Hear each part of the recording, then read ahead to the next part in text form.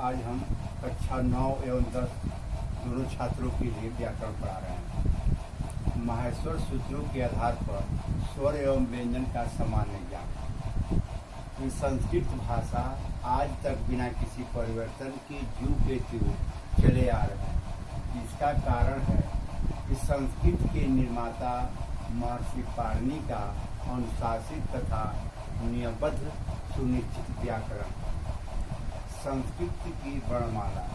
संस्कृत की वर्णमाला संस्कृत भाषा के समस्त व्याकरण एवं वर्णमाला का आधार महर्षि पाणिनि द्वारा प्रतिपादित 14 सूत्र है, जिन्हें माहेश्वर सूत्र भी कहा गया है, जो इस प्रकार है। पहला महर्षि पाणिनि एक बार आप लोगों को बता चुके हैं कि महर्षि पाणिनि भगवान शंकर को प्रार्थना करते समय प्रसन्न होकर के अपनी डमरू को 14 बार बजाए। उस डमरू से 14 स्वर निकला, वही 14 स्वर जो है 14 सूत्र में परिवर्तित हो गया। वह 14 सूत्र यही है। वह 14 संस्कृत के 14 सूत्र ही 42 वर्ण बने हैं।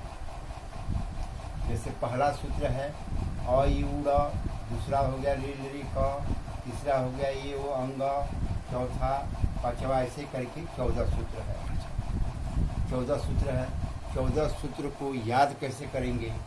इसको जब संक्षेप में किया जाता है तो वही जाकर के प्रतिहार बन जाता है। जिससे वर्णों का संक्षिप्तकरण किया जाए उसे प्रतिहार कहते हैं। जब संक्षेप में किया जाएगा तो वो प्रतिहार बन जाएगा। पहला सूत्र जैसे है अ ई उ र, र में हलंत लगा हुआ है। र में हलंत लगा हुआ है तो इसको हलंत वाले को गणना में नहीं लेंगे, गिनती में इसको अलग कर देंगे। जैसे पहला सूत्र है अ ई उ र, दूसरा है रि रि क, तीसरा है ए ओ अंग और चौथा है ए और च। पहला सूत्र बनाना है। जैसे अक प्रत्याहार बनाना है तो अक प्रत्याहार में पहला सूत्र से लेकर पहला सूत्र में अ है और चौथे सूत्र में लास्ट में च है। तो चौथे सूत्र में नहीं है, दूसरे सूत्र में क है तो है अक प्रत्याहार। तो अक प्रत्याहार हो गया तो अ ई उ रि रि क में हलंत है और ड में हलंत है, दोनों हलंत को गिनती से बाहर कर देंगे तो हो गया अ ई उ रि रि। अक प्रत्याहार में 5 अक्षर आते हैं। उसी तरह से इसे अच प्रत्याहार हो गया तो अच प्रत्याहार में पहला सूत्र हो गया अ ई उ र, दूसरा हो गया रि रि क, तीसरा हो गया ई उ अंग और चौथा हो गया ई और च। चौथे में च है और पहले वाले में अ है तो अच प्रत्याहार हो गया। तो अच प्रत्याहार में जिसे ये हलंत वाला है इसको अलग कर देंगे, नहीं रखेंगे तो हो गया अ ई उ रि रि ए ओ ऐ औ। यही 9 अक्षर जो है संस्कृत के स्वर है, संस्कृत के स्वर है। तो पहला अक्षर से लेकर पहला सूत्र से लेकर के चौथे सूत्र तक संस्कृत का स्वर हो गया। और पांचवा से लेकर के 5वां सूत्र में और 6वां सूत्र में अंतस्थ व्यंजन है। व्यंजन के बारे में आप लोग पढ़ेंगे। व्यंजन 3 प्रकार का होता है, स्पर्श व्यंजन, अंतस्थ व्यंजन और ऊष्म व्यंजन। स्पर्श व्यंजन जहाँ पर स्पर्श व्यंजन क वर्ग से लेकर के प वर्ग तक होता है। अंतस्थ व्यंजन य र ल व होता है। ऊष्म व्यंजन में तालवी स, मूर्धानी स और दांती स होता है। तो 5वां सूत्र और 6वां सूत्र में य व र और ल है। ह को हटा देंगे क्योंकि महर्षि पाणिनि ने ह का उच्चारण 2 बार किए हैं। एक बार 5वां सूत्र में है और एक बार 14वां सूत्र में है। टोटल मिला करके अगर हलंत वाले को हटा देंगे आप लोग तो इसमें 42 सूत्र मिलेंगे। ह को गिनेंगे तो 43 हो जाएगा। इसलिए महर्षि पाणिनि ने 5वां और 10वां सूत्र को पूरा करने के लिए ह का प्रयोग 2 बार कर दिए। ह य व र ल में अंतस्थ व्यंजन है। 7वां में स्पर्श व्यंजन का 5वां अक्षर है। 5वां अक्षर है।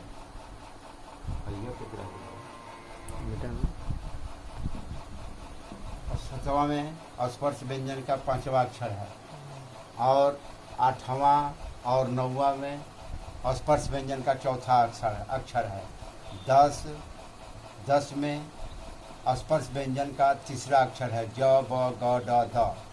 और 11 और 12 में स्पर्श व्यंजन का 2रा अक्षर ख फ छ ठ थ, और शेष जो है च त क प, यह जो है पहला अक्षर।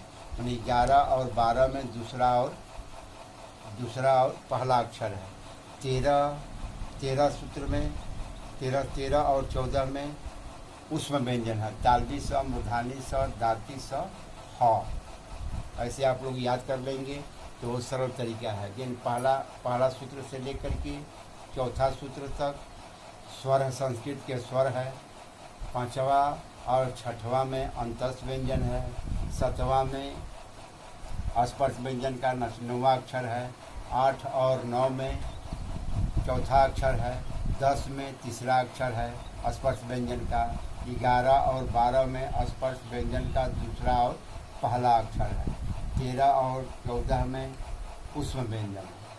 इसी तरह से संस्कृत के 42 वर्ण हुए। 42 वर्ण में आप लोग को कहीं से भी वर्ण बना सकते हैं। जैसे है अट है, 3रा हो गया अट प्रत्याहार, तो अ जो है पहला सूत्र में अ है, और ट 5वां सूत्र में ट है।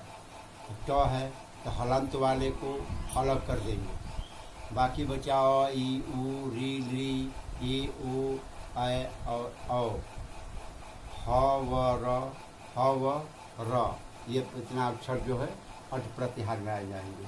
ऐसे ही करके 42 वर्ण बना है। संस्कृत वर्णमाला में मुख्य रूप से 2 भाग होते हैं। वर्णों के मुख्य रूप से 2 भाग होते हैं। पहला होता है स्वर, और स्वर के भी 3 भाग होते हैं। पहला हर्ष, दूसरा दीर्घ, तीसरा प्लुत। हर्ष में जहाँ एक मात्रा का समय लगे वहाँ पर हर्ष स्वर होता है। जैसे है किसी में पढ़ाया गया है कि अक सवर्ण दीर्घ, जिसे आप लोग संधि में पढ़ाया जाएगा तो अक सवर्ण दीर्घ, तो अ, ई, उ, री, ली, यह हर्ष है। हर्ष मतलब छोटा होता है, इसका उच्चारण करने में 1 मात्रा का समय लगता है। और दूसरा है दीर्घ स्वर, इसका उच्चारण करने में 2 मात्रा का समय लगता है। हर्ष स्वर को निकाल देने के बाद जो बचता है दीर्घ स्वर में आ जाता है। प्लुत स्वर में इसकी 3 मात्रा लगता है, इसकी उच्चारण करने में 3 मात्रा का समय लगता है। इसका एक ही अक्षर बना है, जैसे है ओम। उसी प्रकार व्यंजन है, व्यंजन के भी स्पर्श व्यंजन, अंतस्थ व्यंजन और उष्म व्यंजन। स्पर्श व्यंजन जहाँ का उच्चारण कभी कंठ से, कभी होठ से, कभी तालु से होता है। अंतस्थ व्यंजन य, र, ल, व होता है। उष्म व्यंजन तालवी स, मूर्धानी स, दांती स होता है। 3 जो अक्षर जो होता है संयुक्ताक्षर होता है। इसकी संख्या 25 है, इसकी संख्या 4 है, और उष्म का व्यंजन का भी 4 है। टोटल मिलाकर के 33 व्यंजन होते हैं, और 3 छत्र ज्ञान जो है संयुक्ताक्षर होता है।